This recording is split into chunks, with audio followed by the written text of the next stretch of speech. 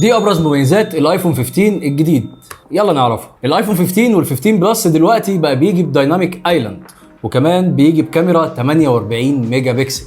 سلسله الايفونات الجديده كلها بقت بمخرج يو اس بي سي، واخيرا استغنوا عن اللايتنينج بعد 12 سنه معاناه. بالنسبه بقى مميزات ال15 برو، فهو دلوقتي مصنوع من ماده جديده اسمها التيتانيوم، وهي ماده اخف من الستانلس ستيل وامتن. وكمان بقى في زرار اسمه اكشن بوتون تقدر تخصص من خلاله حاجات كتير جدا، زي انك تشغل الكاميرا او انك تشغل الفلاش او حتى تعمل التليفون سايلنت، وده كان بديل زرار السايلنت.